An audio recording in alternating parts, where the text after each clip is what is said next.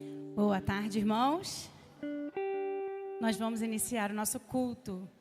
Hoje é um dia muito especial para nós, amém? Domingo de Páscoa. Um dia muito feliz e especial para todos nós. Nós vamos iniciar esse culto com um prelúdio. E eu queria convidar você, enquanto Edinaldo estiver tocando no piano, esse arranjo, esse hino, que nós tivéssemos um tempo de oração e consagração ao Senhor, relembrando o verdadeiro significado da Páscoa e pedindo ao Senhor que mais uma vez Ele possa ministrar os nossos corações nessa tarde.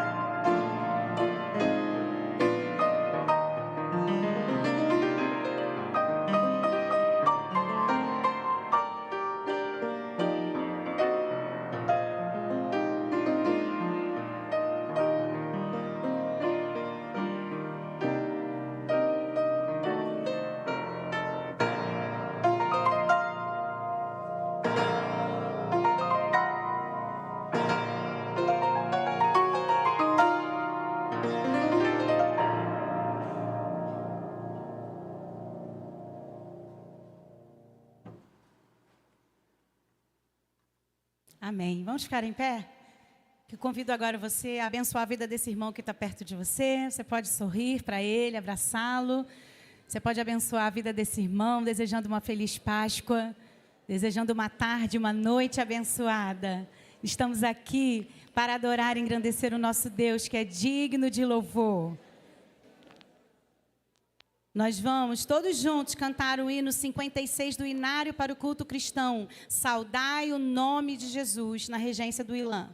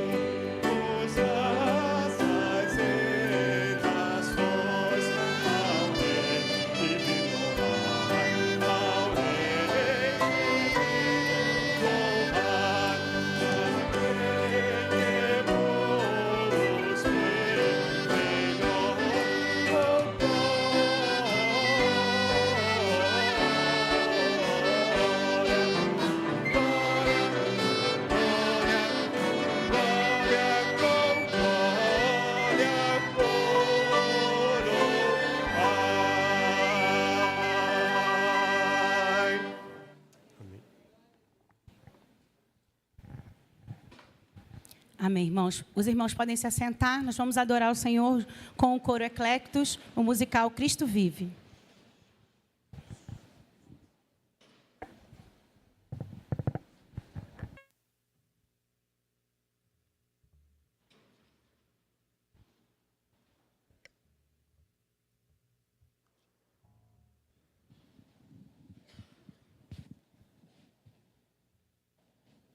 Som. Graça e paz, irmãos.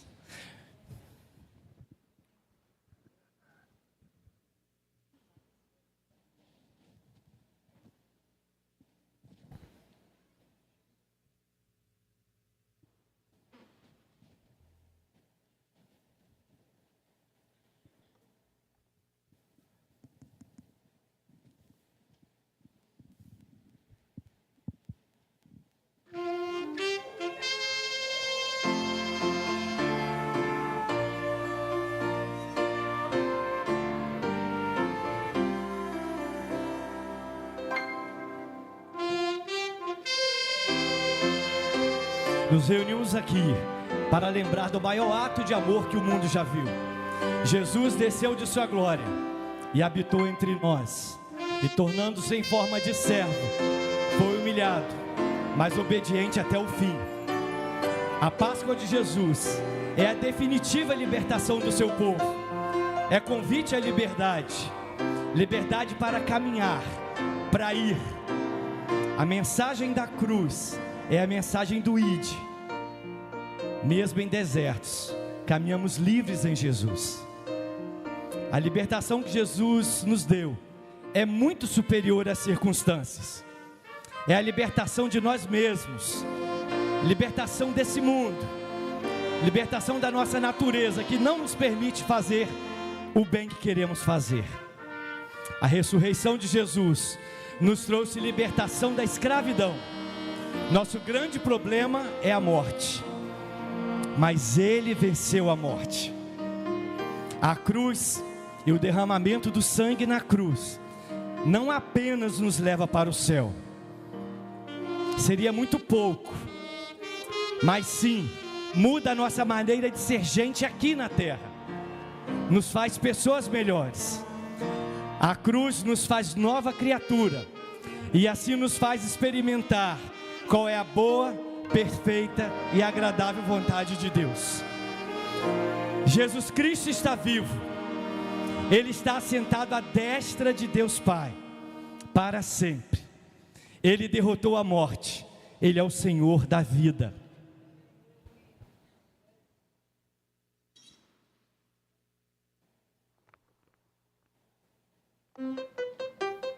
Quando Jesus entrou em Jerusalém, a multidão o saudou com ramos de palmeiras nas mãos, dando-lhe glórias, louvores.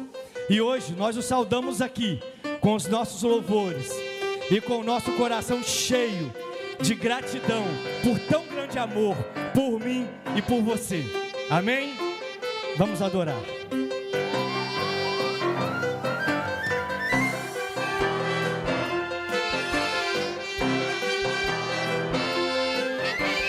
Bendito é o Rei que nos vem do Senhor. Hosana, Hosana, Hosana.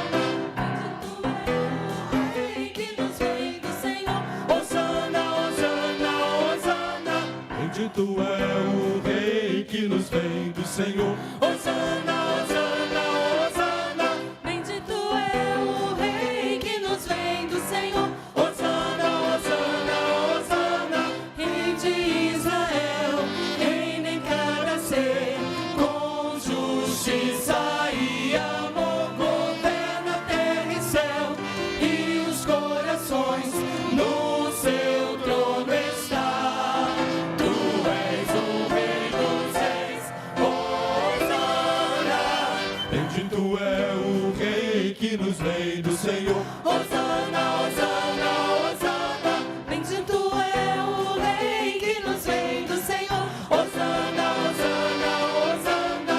Bendito é o Rei que nos vem do Senhor. Hosana, Hosana, Hosana. Bendito é o Rei que nos vem do Senhor. Hosana, Hosana, Hosana.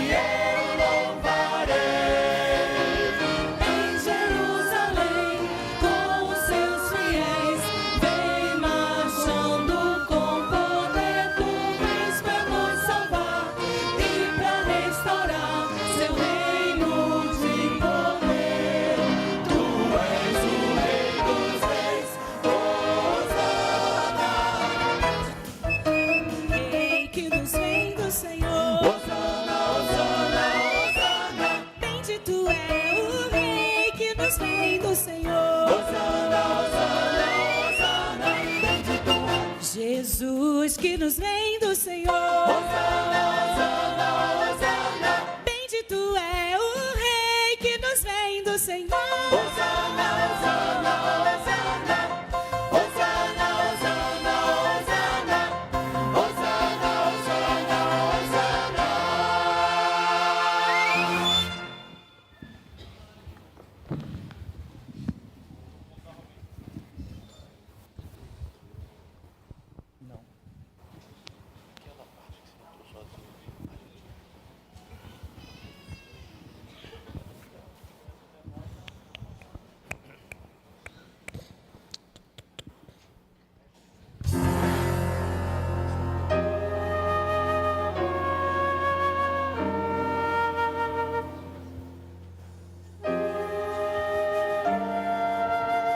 Os gritos de Hosana logo desapareceram. Os ramos de palmeira esses foram descartados ao longo das ruas de Jerusalém. Muitos esperavam ser a aprovação de Rei. Era realmente o início de uma marcha pública. Os poderosos da época, com seus cargos religiosos e políticos, sabiam que Jesus era uma ameaça para eles. Conspirações sussurradas tornaram-se em gritos e acusações. E segredos de portas fechadas tornaram-se uma ordem oficial. Não haveria nenhum rei além de César. Por esta razão, Jesus Cristo devia morrer.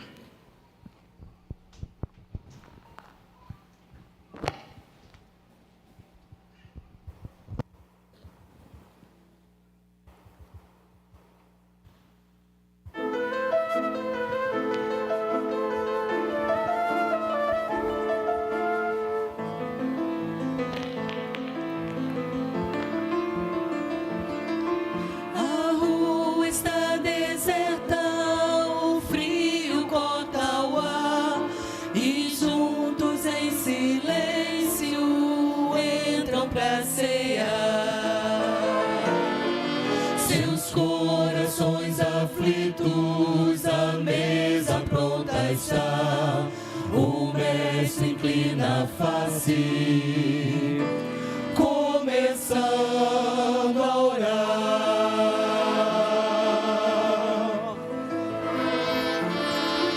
E todos bem atentos, ouvindo o Salvador, a voz de Jesus Cristo, a doce voz de amor.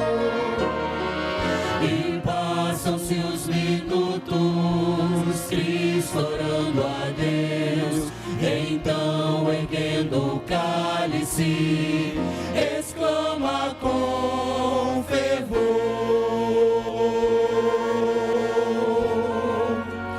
eis aqui meu sangue, dado só por vós. Lembrai que a aliança assim entre vós e mim, e ao Pai bendito, graças repartiu então o pão e cantou o hino antes de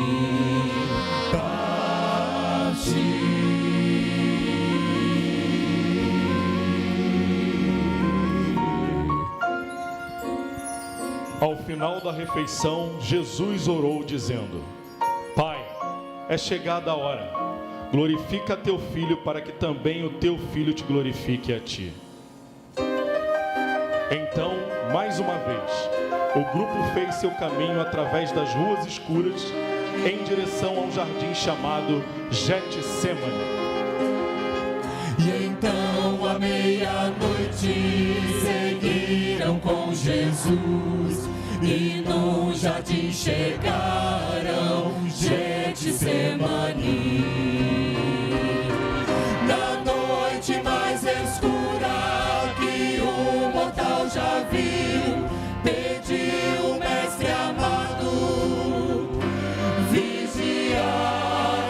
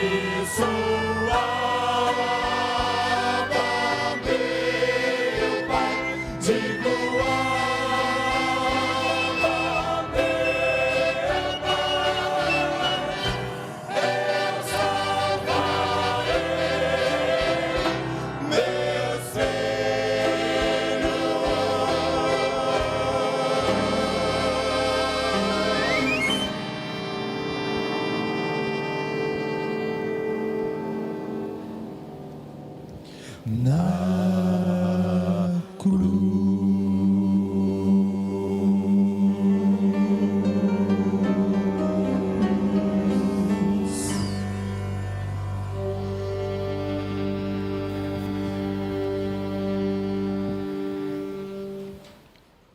Mas que seja feita a tua vontade e não a minha. Com estas palavras, Jesus dava prosseguimento ao plano de Deus para a humanidade. Mas longe esteja de mim gloriar-me, a não ser na cruz do nosso Senhor Jesus Cristo, pela qual o mundo está crucificado para mim e eu para o mundo. Jesus foi preso brutalmente, em seguida submetido a um julgamento injusto.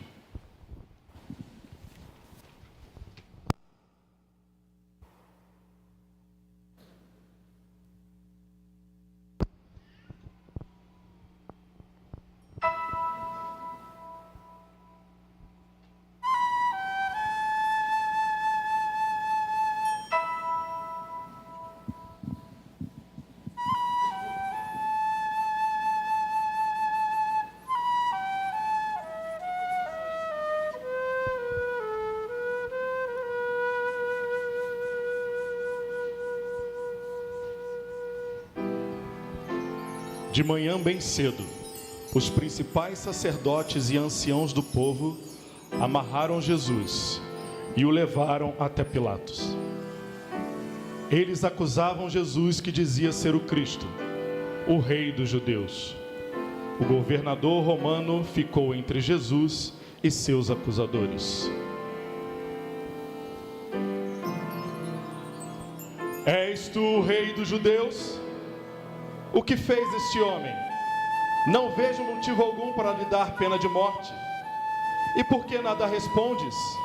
Não vê que estão te acusando? Quando dizes, eu vim para dar testemunho da verdade, o que queres dizer? O que é a verdade? Pouco a pouco, a fúria do povo aumentava, criando no ar um clima de revolta e perigo. Pilatos argumentou: não encontrei nenhuma razão para prender este homem. Mas a fúria da multidão deixava bem claro que eles não queriam justiça, queriam uma pena de morte. Vamos se crucificar, ensina mentiras e não tem poder. Vamos se crucificar, é falso, blasfema e vai morrer. Foi rejeitado e desprezado, ninguém ouviu as palavras de amor. Varão de dores, ao mundo veio conhecer a aflição. Vamos se crucificar, ensina mentiras e não tem poder. Vamos se crucificar, é falso, blasfema e vai morrer.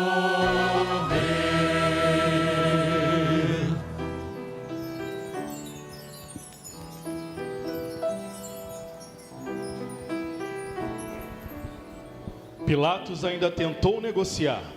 Era costume do governador, durante os festejos de Páscoa, soltar um preso escolhido pelo povo. Naqueles dias havia um preso famoso de nome Barrabás. Pilatos pensava que certamente o povo iria preferir crucificar Barrabás e libertar Jesus. Mas Pilatos se enganou. A multidão, numa só voz, gritava cheia de ódio: Barrabás! Soltem Barrabás!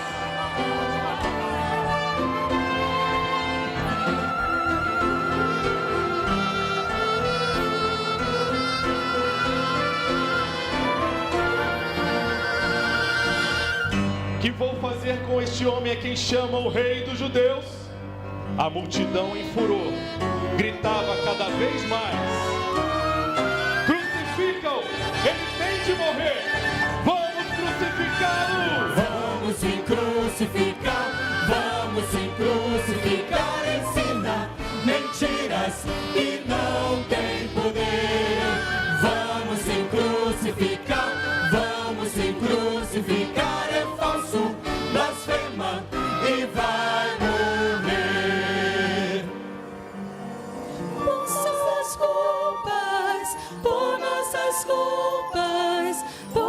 nossas culpas ferido Ele foi. Por suas marcas, fomos sarados do poder do pecado. Vamos em crucificar, ensina mentiras e não tem poder. Vamos em crucificar, é falso, blasfema e vai morrer. Estava bem claro que Pilatos não queria a execução de Jesus. Não vejo motivo para que seja crucificado. Vou castigá-lo e deixarei ir. Mas agora a multidão já estava sem controle e os seus gritos ecoavam como trovão pelas ruas da cidade. Soltem Barrabás! Queremos crucificar a Jesus!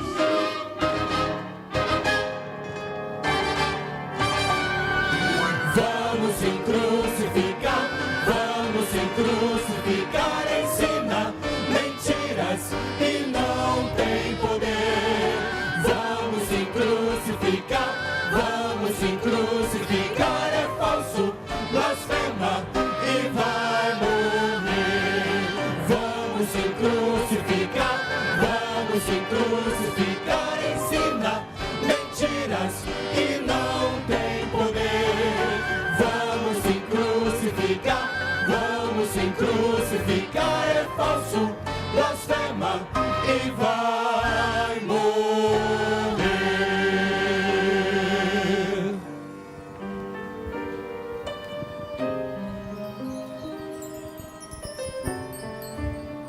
Estou inocente do sangue deste homem. Agora a responsabilidade é vossa. E a multidão respondia: o seu sangue caia sobre nós e sobre nossos filhos.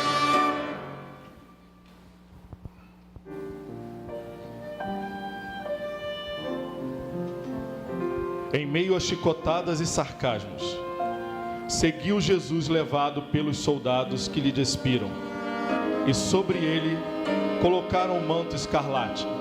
Na sua mão direita puseram uma cana, e sobre sua cabeça uma coroa de espinhos. Então, num ato de zombaria, se ajoelharam diante dele, dizendo sarcasticamente: salvem o rei dos judeus. Em seguida, o levaram para ser crucificado.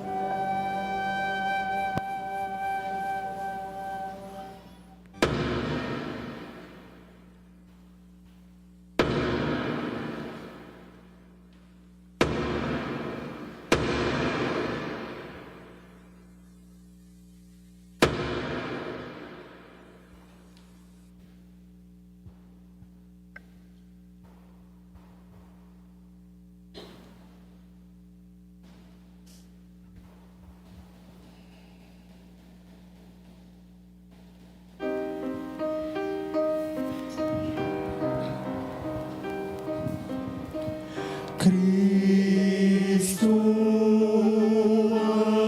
ante a tua cruz, te suplico,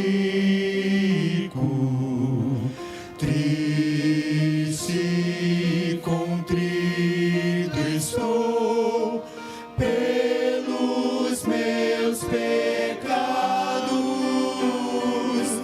que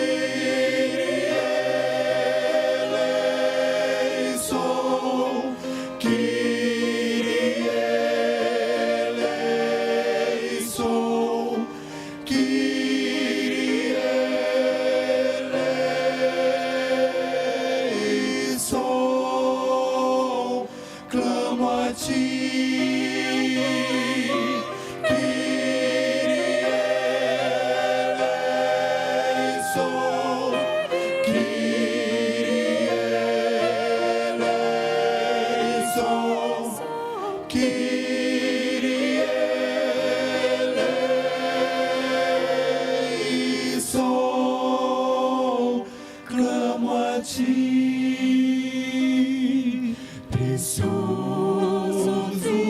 Cordeiro de Deus, sim, diante de ti me prostro, não sou digno, Senhor, de tua graça redentora. Kyrie eleison, Kyrie eleison, Kyrie eleison,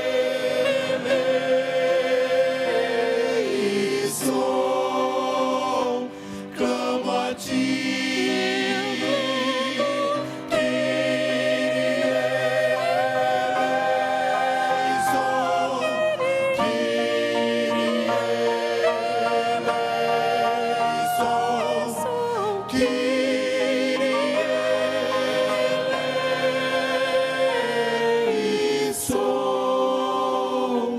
Clamo a ti,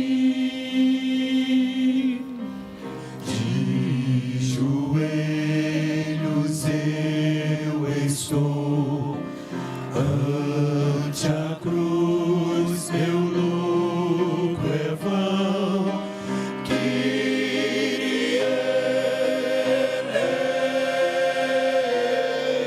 eleison, clamo a ti.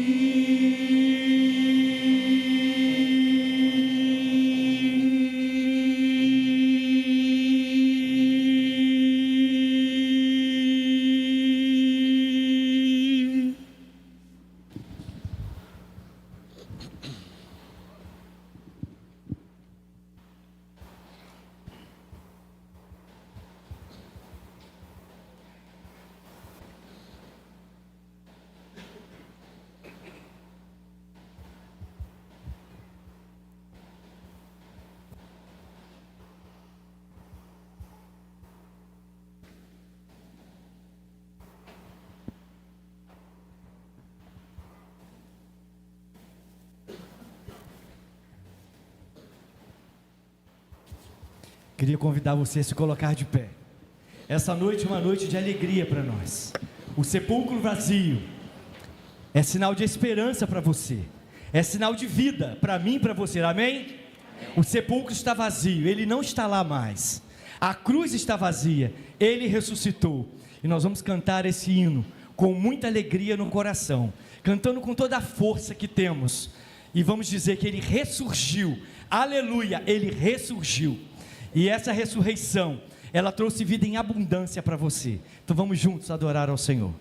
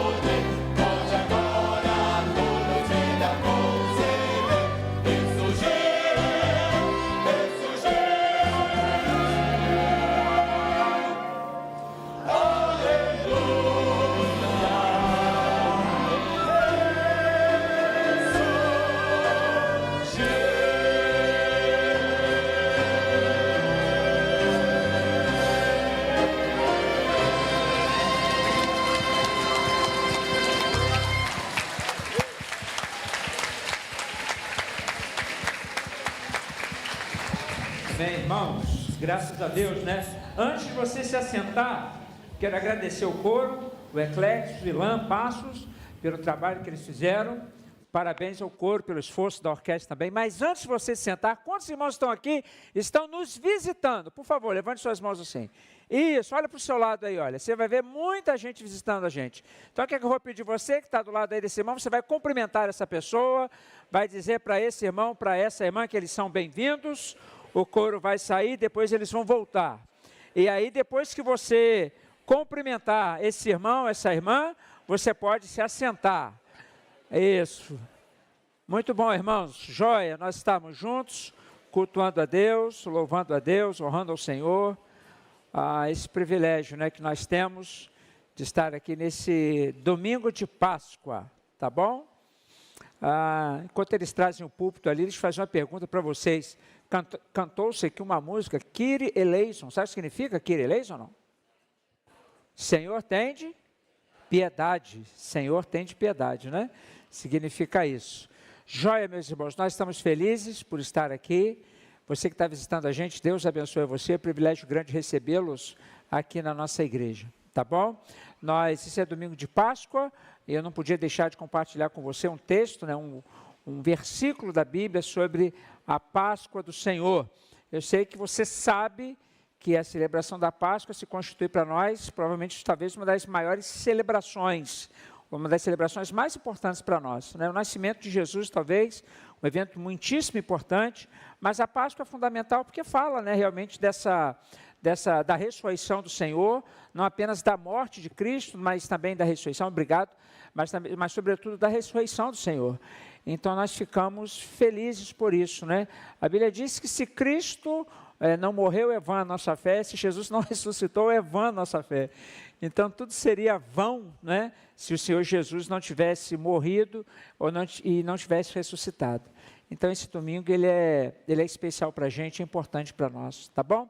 Eu queria rapidamente então compartilhar com você um texto da Palavra de Deus. Eu gostaria que você abrisse sua Bíblia lá em 1 Coríntios capítulo 5, do versículo 7 e versículo 8. O contexto desse texto eu acho que você conhece, ou ao menos você já ouviu falar do contexto desse texto. Estava vendo... tinha uma dificuldade na igreja de Corinto, e eles tinham um problema aqui no capítulo 5, que Paulo está tentando tratar esse problema. Qual era o problema? Havia um sujeito na igreja que ele estava tendo algum tipo de relacionamento com a esposa de seu pai, ou com sua madrasta, né? Então Paulo ele começa a tratar esse problema, ele começa a mostrar que aquela situação, aquela condição não devia existir no meio da igreja. A questão, talvez ali, a tese principal dele é que talvez aquela igreja estava tolerando aquele tipo de situação. E essa foi a questão aqui. Talvez se você olhar no subtítulo da sua Bíblia, você vai encontrar isso, né? A impureza da igreja de Corinto, repreensão e exortações. Então Paulo ele começa a exortar aquela igreja. Começa a demonstrar na realidade que alguns comportamentos ou algumas questões, elas não deveriam existir no meio daquela igreja ali. E ele começa a fazer as suas exortações. E é interessante que ele vai citar no versículo 6, um versículo que nós conhecemos. Quer ver? Não olha o texto não. Quer ver uma coisa? Olha, um pouco de fermento. Gente, passei vergonha agora. Um pouco de fermento leveda toda a massa, né? Nós conhecemos isso, às vezes nem como versículo, né? Às vezes como um ditado, como uma frase do dia a dia, da vida. Um pouco de fermento leveda toda a massa. Ou a gente fala assim, uma laranja podre no meio do saco apodrece o saco de laranja, ou a batata apodrece o saco de batata. Era mais ou menos isso. Então Paulo começa a tratar isso na igreja. Ele começa a falar sobre isso. E o argumento que ele vai usar para que aquilo fosse superado no meio da igreja, no seio da igreja, é quando ele traz à mente daqueles irmãos o significado da Páscoa. ou o que a Páscoa significa. Ele vai dizer, ele vai trazer a memória daqueles crentes, o que Jesus fez por ocasião da Páscoa, e como aquilo alcançava a vida deles, e como aquilo impactava a vida deles, e como aquilo mudava a vida deles. Então o contexto é mais ou menos esse. Paulo está exortando a igreja de Corinto acerca de uma questão ruim, uma questão vergonhosa. Ele está ali disciplinando a igreja, doutrinando a igreja, e o argumento que ele vai usar para que aqueles crentes se posicionassem é o argumento da Páscoa. Então, eu marquei aí versículo 7 e 8, mas quero ler versículos 6, 7 e 8 então, né? O 6 nós mencionamos aqui de alguma forma, ele fala assim, não é boa a nossa jactância. Sabe o que é jactância? Fala, Gel. Jactância é orgulho, é soberba. Jactância é arrogância. Então, o que acontecia? Eles estavam numa condição que eles não conseguiam enxergar. Eles estavam numa condição que eles não conseguiam perceber. Então, agora, Paulo virou para eles, olha, não é boa a jactância de vocês, esse orgulho de vocês. Porque ele fala assim, olha, não sabeis vocês que um pouco de fermento leveda toda a massa? Vocês não sabem que essa condição, que essa situação há de comprometer todo o corpo de Cristo, a igreja de vocês. E aí então ele entra no versículo 7 e 8, quando ele fala assim, lançai fora o velho fermento, para que sejais nova massa, como sois de fato, sem fermento. Pois também Cristo, nosso Cordeiro Pascal, foi imolado. Por isso, celebremos a festa, não com o velho fermento, nem com o fermento da maldade e da malícia, com os asmos da sinceridade e da verdade. Amém, irmãos? Que Deus abençoe a leitura da sua palavra. Então, o que Paulo está fazendo aqui? Ele vai arrumar aqui um viés, ou um princípio, um argumento pedagógico para tentar ensinar aquela igreja. E ele vai fazer isso pegando essa ilustração, esse ensino, essa verdade acerca da Páscoa. Você sabe que pedagogia é a ciência que estuda processos de ensino e de aprendizagens. Então, Paulo vai ser pedagógico no ensino dele, na ilustração dele. Ele tem uma determinada situação, ele vai pegar um elemento concreto. Qual é esse elemento concreto? O sacrifício de Jesus, a morte de Jesus, a ressurreição de Cristo e as implicações desse nascimento, morte e ressurreição. Então ele vai pegar não um fato hipotético, ele não vai ter uma ilação, não é uma hipótese. Ele pega um fato concreto e ele aplica esse fato concreto à realidade daquelas pessoas. Eles estão dizendo, olha, vocês são novas criaturas em Jesus. Vocês são um novo fermento. Vocês não são um fermento novo. Afinal, vocês são a igreja de Cristo. E eu quero lembrar vocês que vocês só são assim, porque Jesus morreu por vocês.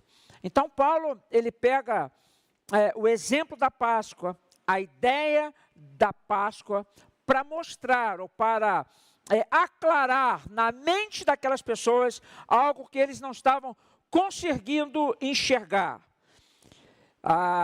Eles não estavam conseguindo enxergar a realidade, aquilo que estava acontecendo com ele. Eles não estavam conseguindo trazer à sua memória aquilo que estava acontecendo. Quer dizer, tinha uma determinada situação, mas aquilo para eles era normal.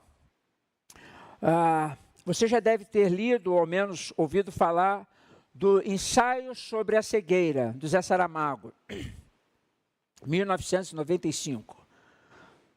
Ele faz uma pergunta que ele diz assim, o que aconteceria se todos nós, de um minuto para o outro, ficássemos cegos? Se nós ficássemos cegos. Se todos nós, e a história do livro é essa, de um momento para o outro, todo mundo fica cego, à exceção de uma mulher. Mas ele chama isso de cegueira branca. O que aconteceria se todos nós ficássemos cegos?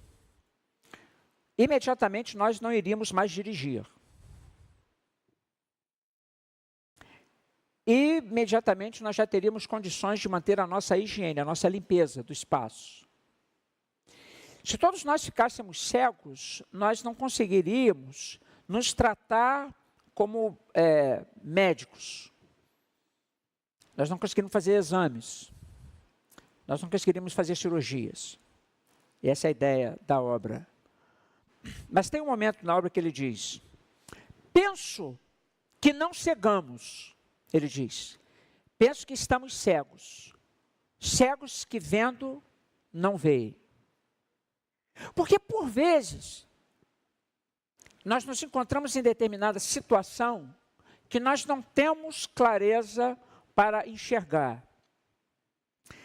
Por vezes, nós nos vemos em determinadas circunstâncias que nós não temos clareza visualmente para entender o que está acontecendo com a gente. Seja na nossa condição de vida como indivíduo, ou como igreja, ou como família, ou como pessoas. O que estava acontecendo com a igreja de Corinto é que tinha uma situação que eles visualizavam, que eles enxergavam, mas eles não conseguiam ver. Havia uma realidade de vida, eu diria até espiritual, uma condição espiritual, que eles estavam, mas que eles não conseguiam enxergar. Eram cegos que não viam, como se eles não tivessem cognição para enxergar aquilo. Então, o Otávio Paz, naquele livro Labirinto da Solidão, em 1950, Otávio ele fala sobre o povo mexicano, ele fala, muitas vezes nós nos tornamos pessoas introspectivas a fim de fugirmos da realidade que nós estamos. Então nós nos fechamos. Por vezes, é isso que acontece, nós nos fechamos, o livro é sobre a identidade do povo mexicano, mas ele fala, mas por vezes nós nos fechamos para não enxergar a realidade que nós estamos. E talvez isso estivesse acontecendo com a igreja de Corinto. Talvez eles estivessem numa introspecção tão ferrenha que não lhes permitia enxergar a condição que eles estavam diante de Deus e diante da sociedade. Então Paulo chama a atenção deles. Ele fala assim, esse orgulho que vocês têm, essa jactância, isso não procede. Isso não deveria ser assim. Vocês precisam enxergar a condição em que vocês estão. Então ele invoca para clarear a mente dos coríntios aquilo que o Senhor Jesus fez por ocasião da Páscoa. Quero lembrar vocês uma coisa, é como se puxassem eles para a realidade.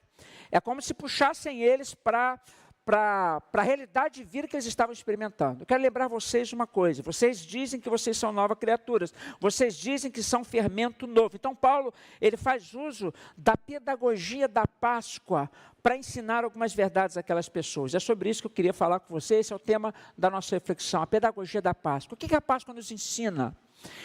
No que a Páscoa nos confronta, no que a Páscoa nos alcança, como a Páscoa ela pode nos fazer enxergar a nossa realidade, não a realidade nesse mundo em que nós estamos, mas sobretudo nossa realidade diante de Deus, a nossa realidade frente às condições espirituais.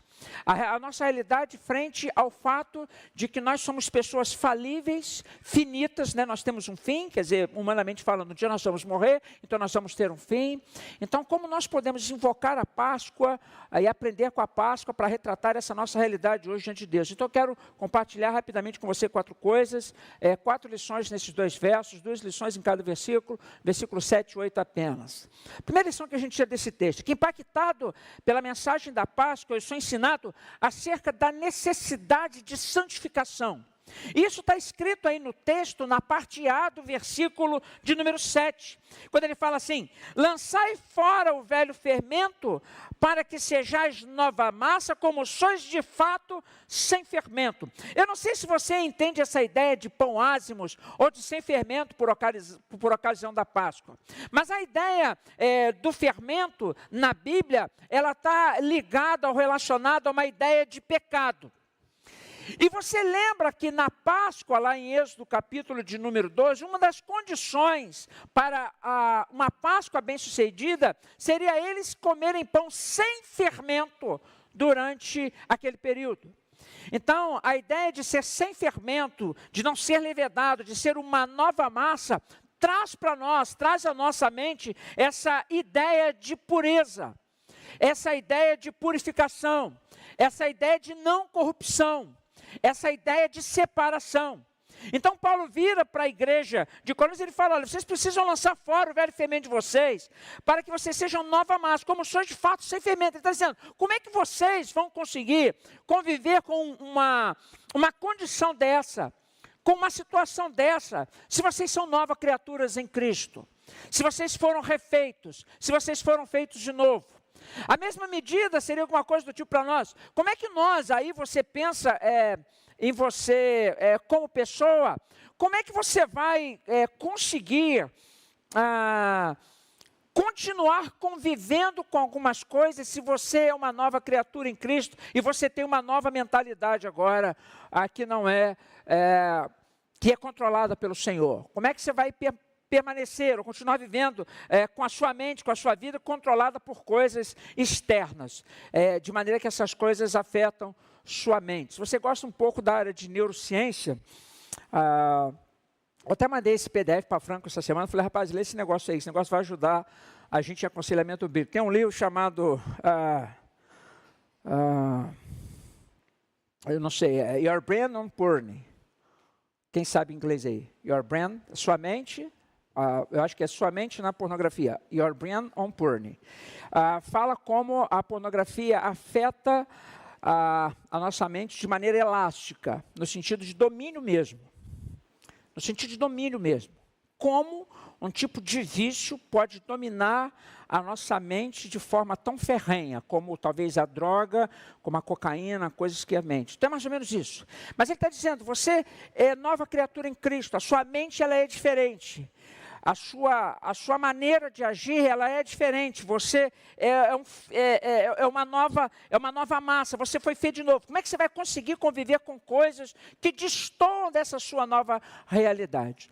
Os coríntios, eles não conseguiam enxergar isso. Eles não conseguiam perceber isso. Eles não conseguiam visualizar isso. Então Paulo chama a atenção deles. Como se ele dissesse, existem algumas coisas que vocês não podem tolerar. E por que ele vai dizer isso? Por que ele vai falar dessa necessidade de santificação? Né? Eu comentei hoje pela manhã aqui no final do culto, a gente estava orando, e o Nicolas acabou de pregar, eu comentei, às vezes falando de algumas coisas, refletindo sobre o que a gente tinha ouvido, né? Eu falei assim, às vezes a gente, teve um colega de São Paulo, falou alguma coisa parecida com isso, eu disse, às vezes a gente pensa tanto no coelho, que nos esquecemos de falar do cordeiro. Às vezes a gente vive tanto a experiência ou a realidade do coelho, a realidade do mundo, a realidade do mercado, a realidade do lucro, a realidade de se dar bem, a realidade do comércio, que nós nos esquecemos de falar do cordeiro. É como se os nossos olhos eles não conseguissem se abrir para isso. E aí você sabe, a vida ela vai seguindo e a gente acha que a gente vai conseguindo conjugar santo com profano. A gente acha que a gente vai conseguindo conjugar santidade com corrupção ou impureza. Então Paulo chama a igreja de Corinto e fala assim, olha só, vocês precisam lançar fora velho fermento. Vocês precisam mudar a essência de vocês, para que vocês consigam ser nova massa. Como sois de fato sem fermento. Quer dizer, se vocês buscarem uma santidade de vida, por conta da mensagem da Páscoa, mudar a natureza de vocês, vocês vão ter uma outra percepção, uma outra realidade das coisas. Eu acho que, por vezes, muitos não conseguem mudar, porque os olhos deles não conseguem se abrir para a realidade em que eles estão. Então, eles acham que eles conseguem coadunar, ajustar uma vida na igreja com ações fora do corpo de Cristo que não se alinham com as Escrituras. Então eu digo para você que, impactado pela mensagem da Páscoa, eu sou ensinado, em primeiro lugar, acerca da necessidade de santificação. Talvez essa é a primeira lição. A segunda lição que eu tiraria desse texto é que, impactado pela mensagem da Páscoa, eu sou ensinado acerca da base da minha libertação. Olha só o final do versículo 7. Lançai fora o velho fermento, para que sejais nova massa, como sois de fato sem fermento. Pois também Cristo, nosso Cordeiro Pascal, foi imolado. Você sabe qual é a ideia do imolado? A ideia do imolado é a ideia do morto, é a ideia do sacrificado. A ideia do imolado é a ideia do ferido. Do levado para a morte. E Paulo ele usa isso dentro desse contexto de santificação. Ele fala assim, olha, porque também Cristo, nosso Cordeiro, ele foi nosso Cordeiro Pascal, ele foi imolado por nós. Ele morreu no nosso lugar. É como se ele dissesse, há condições para mim, para você, há condições para nós, de nós vivermos uma vida na presença de Deus, diante de Deus, quando nós cremos no sacrifício de imolação de Cristo, no sacrifício dele. E talvez aqui, irmãos, a grande base da nossa libertação. Porque você sabe que sozinho, provavelmente nós não conseguimos. Com as nossas forças, nós provavelmente não conseguimos. Com os nossos méritos, provavelmente nós não conseguimos, mas com Cristo nós conseguimos. Em Cristo nós conseguimos a libertação, talvez, para tantas coisas que a gente vem carregando ao longo da nossa história e que nós precisamos lançar fora. Em Cristo você consegue, talvez, se despojar de coisas, se desfazer de coisas, que você vem carregando ao longo da sua história, coisas que te entristecem, coisas que te machucam, coisas que te ferem, coisas que te impedem de avançar. Em Cristo nós conseguimos. Né? E nós conseguimos por essa razão muito simples. O Senhor foi imolado por nós. Bruce escreveu assim, ao dizer que Cristo é a nossa Páscoa, Paulo reafirma que a obra de redenção é o fundamento de toda a santidade. Porque nós podemos viver uma vida que agrada a Deus? A resposta é muito simples. Porque nós somos redimidos. Nós somos gerados de novo. Nós somos nascidos de novo. Perguntei hoje lá na classe Novos Membros, estava com eles lá hoje pela manhã, 10h30. Estávamos falando sobre a doutrina da eleição. E sobre mordomia, mas falamos mais sobre a doutrina da eleição. Estamos lá, aquele negócio de o que o Senhor Jesus fez por nós, qual é a nossa decisão, falamos sobre as escolhas que nós fazemos, o assunto lá era esse. Nós estávamos comentando sobre isso. Em algum momento, apareceu uma pergunta. Todos que somos, ou que estamos frequentando uma igreja, somos salvos? A resposta é unânime, não. Eu digo, provavelmente não. Provavelmente não. Provavelmente não, porque nós precisaríamos responder de maneira convicta se a nossa fé em Cristo foi uma fé para a nossa redenção. Pelo fato, ou no fato de que nós nascemos de novo. Não me responda. Mas se eu perguntasse a você, quando você conheceu Jesus, você nasceu de novo? Seus valores mudaram, seus princípios mudaram, o seu dia a dia mudou, o seu relacionamento com Deus mudou, isso impactou positivamente o seu relacionamento familiar, isso impactou a sua vida, isso mudou a sua história. O céu é algo que você deseja com toda a convicção do seu coração. É algo pelo qual você labuta, você crê, você quer, porque você se viu substituído na cruz pelo aquilo que Jesus fez. E esse versículo 7, você, se tem uma caneta, você poderia escrever aí no final do versículo 7, substituição. Porque foi exatamente isso que o Senhor Jesus fez. Ele nos substituiu. Ele nos substituiu do nosso sacrifício para o sacrifício dele. Às vezes começa, não sei se isso acontece com você, mas o coro está cantando, começa a passar uma imagem aqui atrás. E algumas imagens você não olha. Acontece isso com você também, não? Ou você abaixa a cabeça, fecha o olho. Você não quer ver algumas imagens. Porque elas são terríveis, as imagens. Você, nossa, coisa feia. Você vê ali aquele julgamento lá, Pilatos, Barrabás, Jesus. Aí você diz, olha que injustiça eles soltaram em Barrabás. E olha como o povo, de maneira unânime, clamou pela libertação de um homem culpado e a condenação de um homem inocente. É algo, não sei se isso mexe com você, no sentido de que mexe com os seus princípios e valores. Não é isso?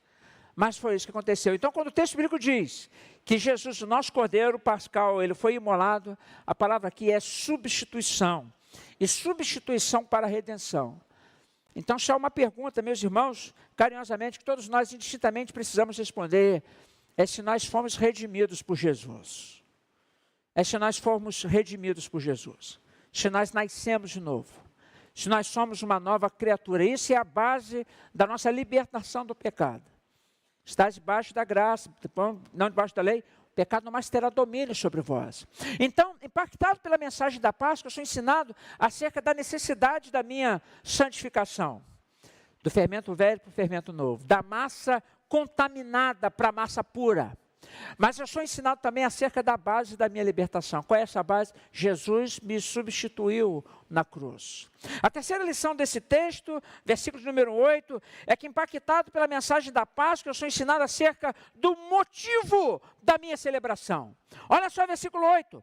Por isso, celebremos a festa, não com o velho fermento, nem com o fermento da maldade e da malícia. É a parte A do versículo. Ele diz, olha, nós temos um motivo para celebrar. Nós temos um motivo para nos alegrar. Você sabe que mensalmente nós invocamos ou trazemos à nossa memória o evento da Páscoa. Você sabe disso. Quando nós estamos celebrando a ceia do Senhor, nós estamos trazendo à nossa memória a celebração, o evento da Páscoa. Porque nós falamos da morte e da ressurreição de Jesus. Isso é um fato importante nós trazemos aqui para nós hoje. Não é só no mês de abril que nós celebramos Páscoa. Mensalmente, quando aqui no primeiro domingo do mês, nós celebramos a ceia do Senhor, nós estamos dizendo, olha, Jesus morreu, está aqui, né, simbolicamente, está aqui o corpo dele, está aqui o sangue dele. Ele nos substituiu, ele morreu no nosso lugar, e ele fez isso para que nós tivéssemos nova vida. E aí então, quando Paulo fala agora aqui, por isso celebremos a festa, não como velho homem, mas como novas criaturas. Não com uma velha roupagem, mas com uma nova roupagem. Não com uma antiga, arcaica, jurássica mentalidade, mas com uma mentalidade nova. A expressão celebrar a festa indica que a vida cristã é uma contínua comemoração da nova aliança.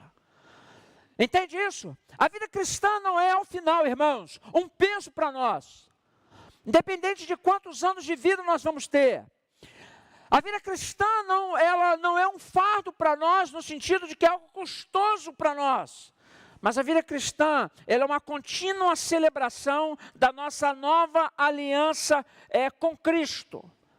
Com Cristo. Dr. Russell Shedd, você conhece ele, ele diz que Paulo convoca os cristãos a uma vida de celebração contínua, mas sem deixar espaço para atitudes dissimuladas ou carnais.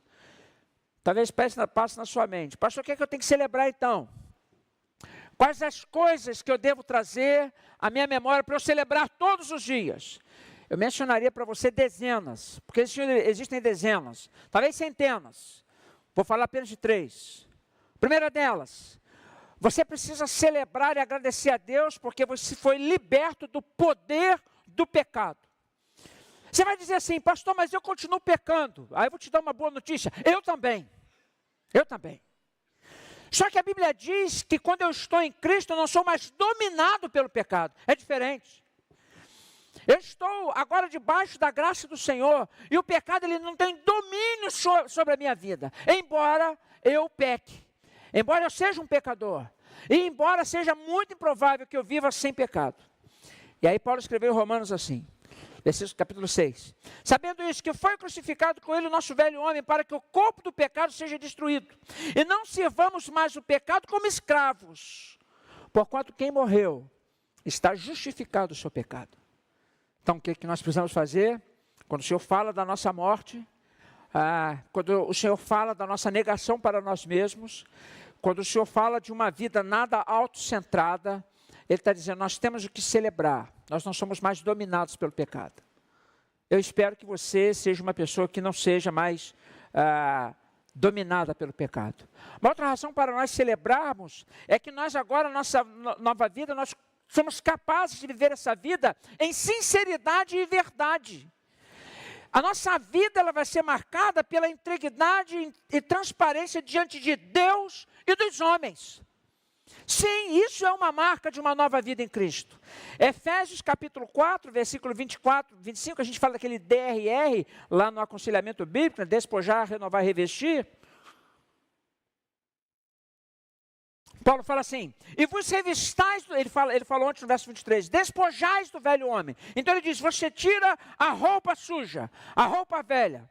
Imagina um sujeito que trabalha numa oficina mecânica, ou um atleta, que corre uma maratona, aquele pessoal que corre naquelas corridas de lama, e ele chega todo sujo, do alto da cabeça, da ponta do pé da cabeça, todo lama, e a roupa toda suja. Então ele chega em casa, ele tira aquela roupa suja, Paulo vai dizer, você se despoja do velho homem, se reveste do novo homem criado segundo Deus, em justiça e retidão, procedentes da verdade. Por isso deixamos a mentira, fala cada um de vós a verdade com o seu próximo, porque somos membros uns dos outros. Com uma questão que nós temos de celebrar, é que nós fomos despojados do velho homem, nós fomos renovados no nosso espírito. Paulo vai dizer, qual é a ideia de renovação? É a ideia do banho tomado. Normalmente quando nós estamos muito cansados, depois de um dia de muito trabalho, de muita sujeira, às vezes o dia inteiro na rua, você chega em casa, você toma um banho, você diz, nossa, eu estou renovado, esse banho me renovou. Aí depois você vai e você veste a roupa limpa. Você veste a roupa limpa. Você veste a calça limpa, a blusa limpa, o pijama limpo. E você diz assim, agora eu vou poder dormir e descansar porque estou limpo. O que nós temos que celebrar é essa nova vida em sinceridade e em verdade que nós podemos viver. E nós temos que celebrar uma coisa, é que eu quero advertir os irmãos de uma questão. Às vezes a pessoa diz, eu não preciso mais da igreja porque eu já sou salvo. Eu quero lembrar você uma coisa, essa é a terceira coisa que nós temos para celebrar todos os dias, a comunhão com Deus e com o corpo de Cristo. Eu digo para você, quem é crente, ele tem prazer de estar no meio do povo de Deus. Quem é crente, ele tem prazer de estar no meio do povo de Deus. Ele tem prazer em estar em comunhão com os irmãos, ele tem prazer de participar de um culto, ele tem alegria de participar de um pequeno grupo. Ele gosta de ir numa confraternização de crente. Ele gosta. Sexta-feira nós fomos ali para a Lagoa do Iriri, os jovens ali, a reunião dos pequenos grupos de jovens, 2 pequenos grupos. Nós tínhamos 60 jovens. 60. Ficamos sentados ali na Lagoa do Iriri, fizemos a roda, cantamos uma música, fizemos o roteiro do pequeno grupo, depois nós comemos, né, que é a parte, tem essa parte. E foi aquela parte boa, comunhão boa. Você com os irmãos sentados, conversando, gente nova, e você compartilhando.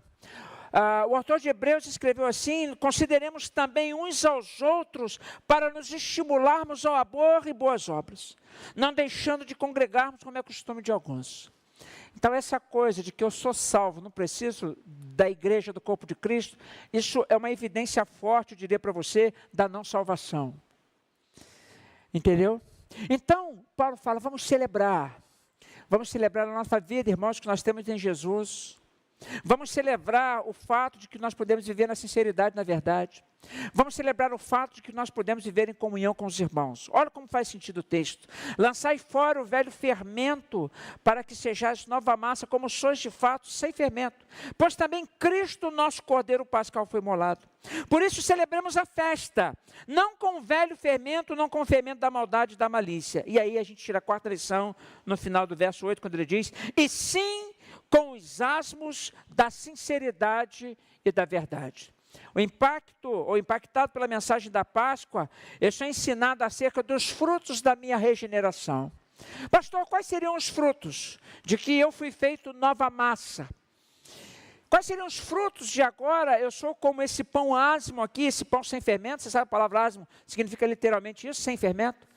Qual é a evidência de que eu sou uma criatura em Cristo, reconhecendo a imolação do Senhor Jesus na minha vida? Eu diria pelos frutos dessa regeneração. E Paulo evidencia aqui 2 desses frutos. Ele fala assim, com os asmos da sinceridade e da verdade. A palavra no grego para sinceridade significa também, ou pode ser traduzida também por pureza. A outra palavra que diz respeito à verdade, ela pode ser traduzida por realidade ou autenticidade. Ele está dizendo, nós podemos em Cristo viver uma vida sem malícia. Uma vida sincera diante de Deus e diante dos homens. Nós podemos em Cristo viver sem entranhas de maldade para surrupiar ou para tirar do outro. Nós podemos viver em Cristo uma vida inocente, entre aspas, no sentido de um coração aberto para nós sermos bênção na vida das pessoas. Então eu diria que talvez uma evidência de um crente sem fermento é que os frutos da sua regeneração são frutos de sinceridade e frutos de verdade.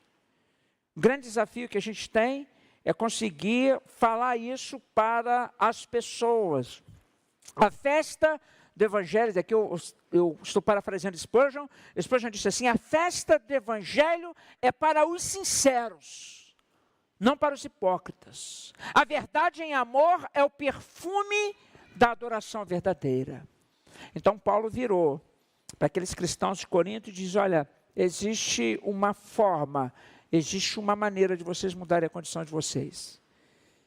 Existe uma maneira de vocês serem novas criaturas em Cristo Jesus. É quando vocês olharem para aquilo que o Senhor Jesus, o nosso Cordeiro Pascal, fez. E dos resultados, ou das consequências, ou dos frutos daquilo que Jesus fez. Então, de repente, você está aqui na igreja hoje, você veio aqui hoje, veio convidado aqui. Talvez você nunca tenha tomado sua decisão por Cristo. Talvez você nunca tenha entregado sua vida a Jesus. Talvez até em algum momento algumas pessoas já procuraram você e perguntaram a você assim: você quer entregar sua vida a Cristo? Você quer ser um crente? E talvez os seus olhos estavam enxergando, mas eles não estavam vendo. Talvez você estava como aquelas pessoas da cegueira branca lá de Saramago, né? Estavam vendo, mas não estavam enxergando. E talvez o nosso pecado, às vezes, irmãos, ele nos corrompa tanto, ele nos arranha tanto, que não nos faz conseguir enxergar a nossa realidade. É por isso que nós precisamos do Evangelho. Então, a Páscoa, ela não fala apenas de que Cristo morreu e ressuscitou, mas a Páscoa, ela aponta para o fato de que nós podemos ser nascidos de novo, viver uma vida de separação, libertos por Cristo, felizes e dando frutos de novo nascimento. Simples assim. Então, talvez uma evidência da Páscoa seja essa, dessa obra que o Senhor fez na nossa vida. Eu não vou dar hoje alguns conselhos para a vida, mas eu quero só fazer algumas observações rápidas aqui. A ressurreição de Jesus no domingo de Páscoa ensina que é uma obra consumada da cruz. É um chamado à santidade, é um convite à transformação de vida, mas, sobretudo, é um conselho à celebração do coração. Na minha cabeça, isso significa Páscoa. A obra consumada de Cristo, sua ressurreição, aponta nisso para nós, que nós podemos ser separados, transformados e viver em celebração contínua de vida. As pessoas vivem esse tempo assim: eu quero ser feliz. As pessoas vivem buscando feliz: eu quero ser feliz, eu quero ser feliz. Irmãos, nós já temos um maior motivo para nós celebrarmos todos os dias. Hoje pela manhã nós cantamos aquele corinho antigo: celebrai a Cristo, celebrai. Então é essa a ideia mesmo: ressuscitou o meu Senhor. Então é essa a ideia mesmo, de celebração porque Cristo ressuscitou, e de celebração porque eu tenho nova vida em Cristo. Talvez essa é a maior lição. Último slide, passa para a minha linha, faz favor. Então é mais ou menos isso. Impactado pela mensagem da Páscoa, eu sou ensinado acerca da necessidade de santificação, trocar o velho fermento pelo novo, a nova massa pela velha massa. Eu sou ensinado acerca da base da minha libertação. Qual é a base da minha libertação? Jesus me substituiu, Ele morreu no meu lugar. Ele morreu no meu lugar. Do motivo da minha celebração, por que eu sou um crente? O que me alegra? Eu falei aqui quarta-feira passada o seguinte: se você está achando que Jesus morreu para você ter carro do ano, é muito pouco. Se você está achando que Jesus morreu para você ter conta gorda, é muito pouco. Você está achando que Jesus morreu para você ser um influencer de sucesso, é muito pouco. Jesus morreu para me dar uma moto nova, uma motoca nova. Irmãos, é muito pouco. É muito pouco. O que o Senhor Jesus fez por nós transcende todas essas coisas. Amém? Nós vamos aqui, eu vou convidar o coro Eclectos que vem aqui, nós vamos cantar uma música com os nossos irmãos, chamado Ó Venha ao Altar. E eu vou pedir você que enquanto nós estivermos cantando aqui com os nossos irmãos, que a gente traga à nossa memória isso que o Senhor Jesus fez por nós. A grande obra do Senhor Jesus em nosso favor.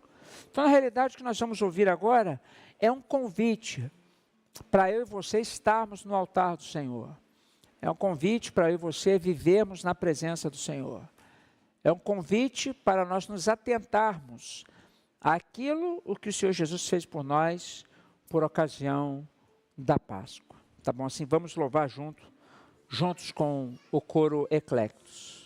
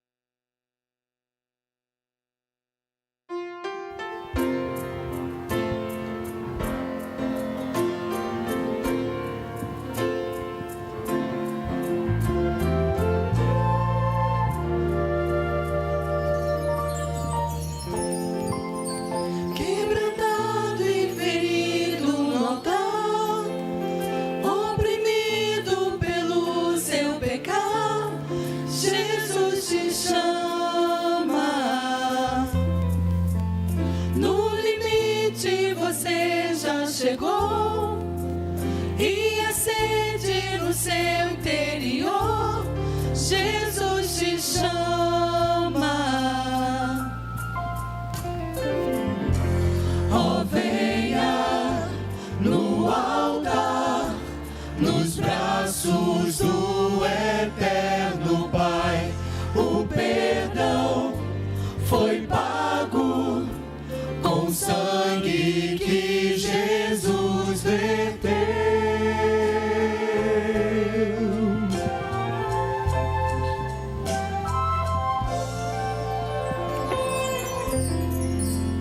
Põe pra trás todo erro e pensar. Vem agora, não há o que esperar. Jesus te chama. Troque a dor pelo eterno sorrir e as cinzas de um novo porvir. Jesus te chama. Oh, venha no altar, nos braços do eterno Pai. O perdão foi pago com sangue que Jesus verteu. Oh, venha no altar, nos braços do eterno Pai. O perdão foi pago com sangue que Jesus verteu.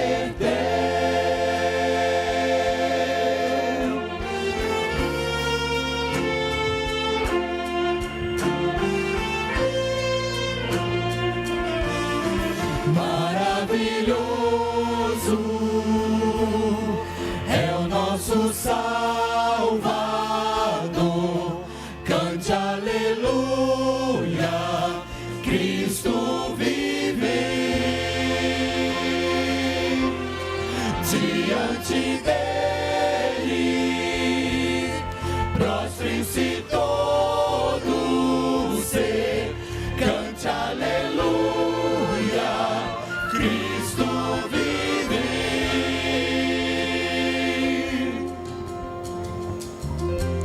Oh, venha no altar, nos braços do eterno Pai. O perdão foi pago com sangue que Jesus verteu.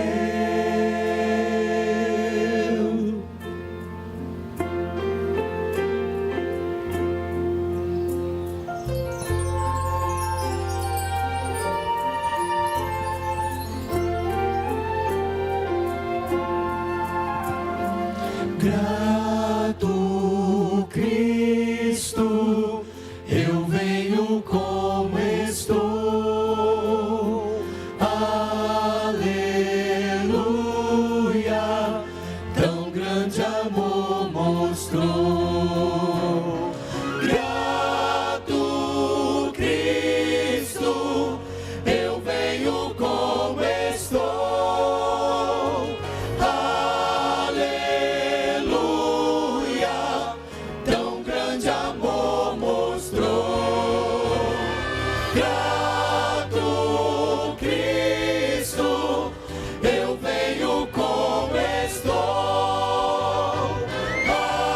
Aleluia, tão grande amor mostrou. Grato, Cristo, eu venho como estou. Aleluia, tão grande amor mostrou. Tão grande amor mostrou. Tão grande amor mostrou.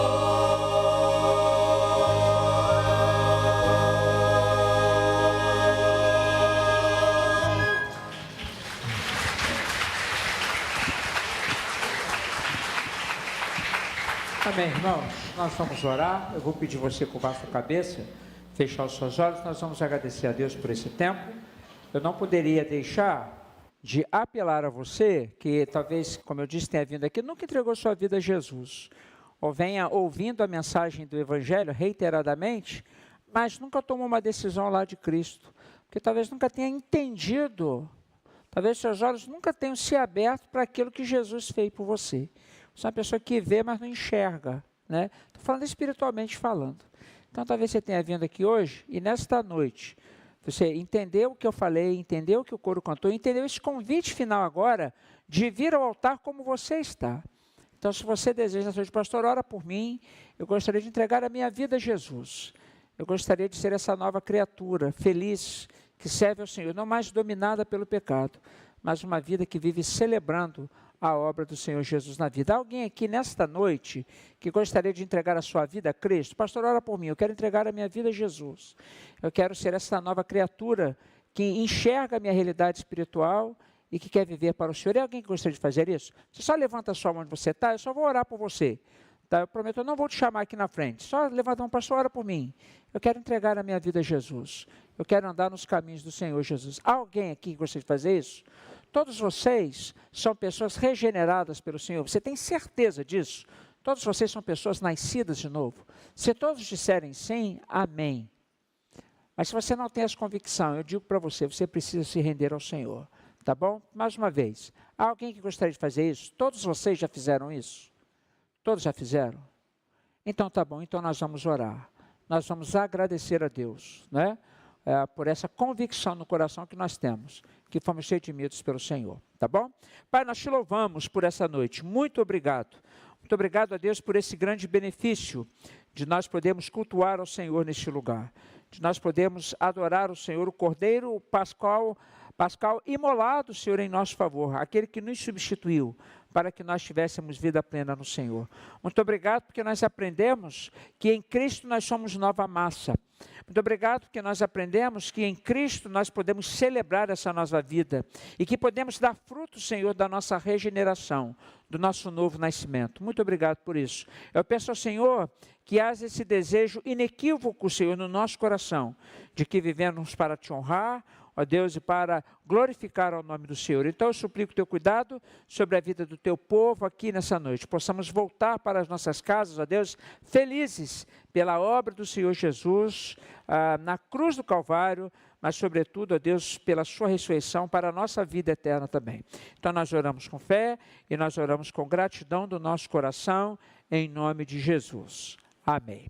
Meus irmãos, nós vamos nos colocar de pé, nós estaremos louvando ao Senhor com o último hino, aqui junto com o coro, junto com o Ilan aqui, com o pessoal todo, e aí eu vou dar a oportunidade a você também, que trouxe o seu dízimo, a sua oferta, se você veio preparado para isso, eu vou pedir você que venha até esse gasofilácio aqui da frente, tá bom? E você pode, durante o hino que nós estivermos cantando, você pode devolver o seu dízimo, a sua oferta. Está aparecendo você aí na sua casa as informações de missões, de ação social, da construção da igreja. Você pode ofertar e contribuir dessa forma, tá bem? Vamos adorar o Senhor.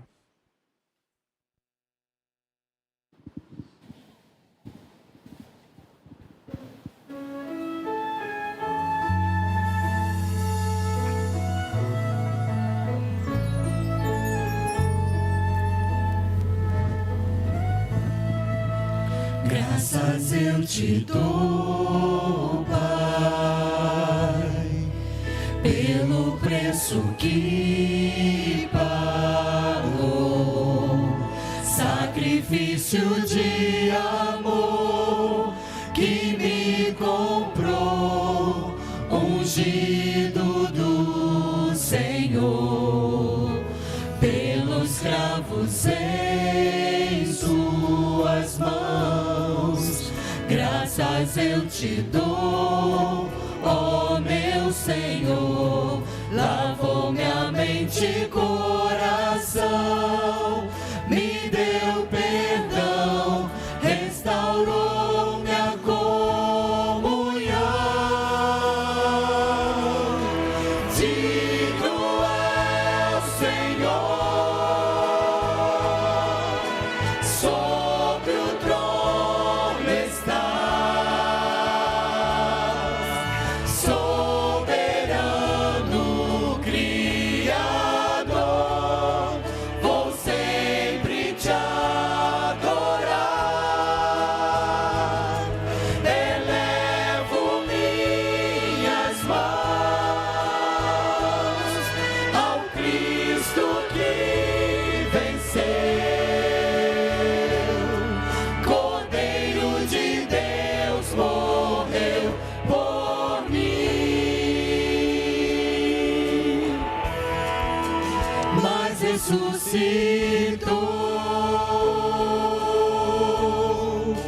Digno é o Senhor. Graças eu te dou, Pai, pelo preço que pagou, sacrifício de amor que me comprou, ungido do Senhor, pelos cravos em suas mãos. Graças eu te dou, ó meu Senhor, lavou minha mente e coração, me deu perdão, restaurou minha comunhão. Digno é o Senhor, sobre o trono está, soberano Criador, vou sempre te adorar. Elevo minhas mãos ao Cristo que venceu, Cordeiro de Deus morreu por mim, mas ressuscitou. Digno é o Senhor,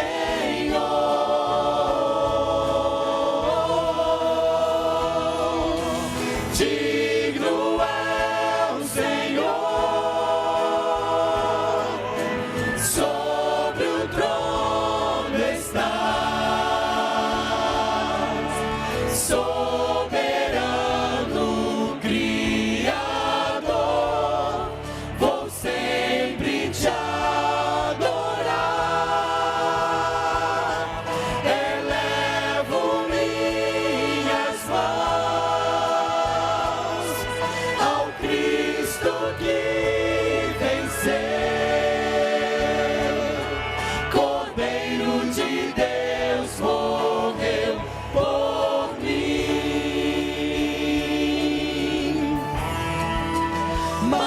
ressuscitou. Digno é o Senhor,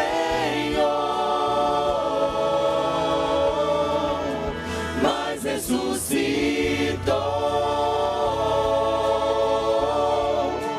Digno é o Senhor,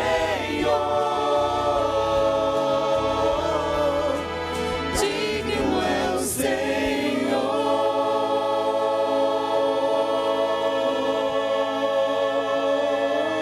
Amém, irmãos. Vou pedir você dar a mão na pessoa que está do seu lado. Nós vamos orar uns pelos outros e nós vamos agradecer a Deus por esse tempo aqui. Deus abençoe você, uma semana abençoada. Bom feriado aí para os irmãos. Vamos continuar a nossa celebração. Pai, nós entregamos tudo isso aqui nas suas mãos.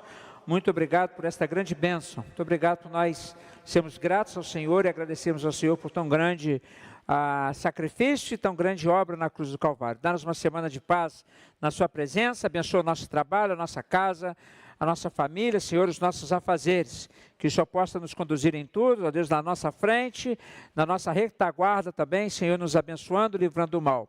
Oramos com gratidão, Senhor, no nosso coração.